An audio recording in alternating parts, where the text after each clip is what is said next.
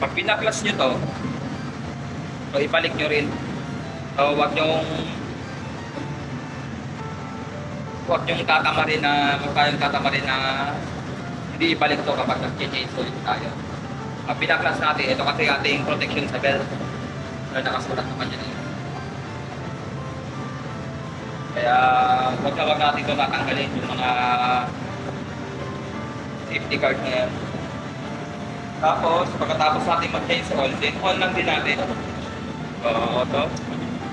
So, total wala pa namang oras. So, static fill pa lang naman.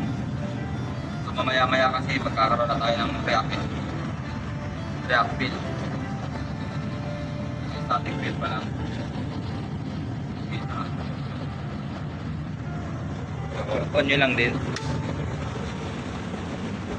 Huwag kayong matakot dito. So, basta ano lang yung tinop nyo, yun din yung on nyo.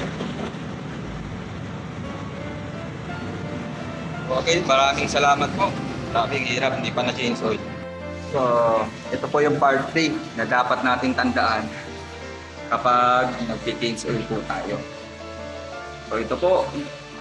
Ito. Tignan nyo po ang itsura niya. Yan po, ginamitan na po yan ng Katala tsaka Yabi tubo.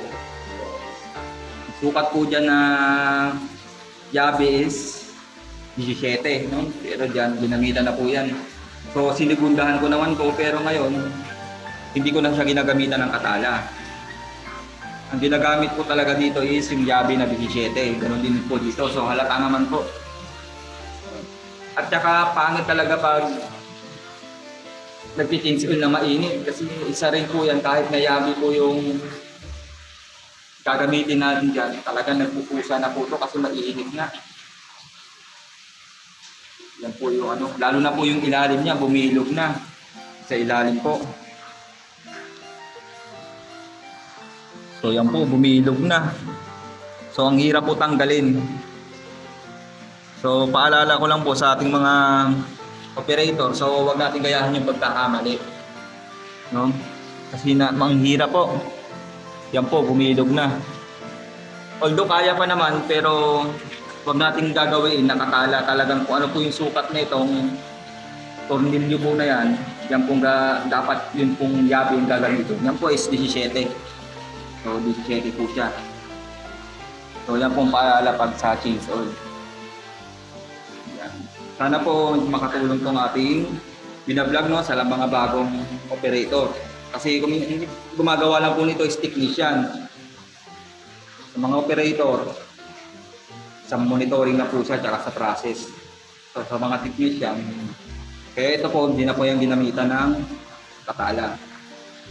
So ganun pa rin po dito, may leak pa rin.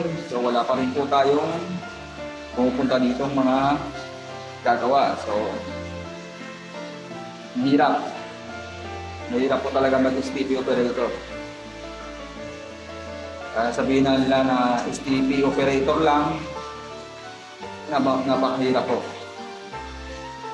So, dyan na po. Maraming salamat. Sana po kahit sa ganito pong diskarte lang po yung makatulong tayo sa mga bago natin dyan na nagsisimula mag-operator ng STP.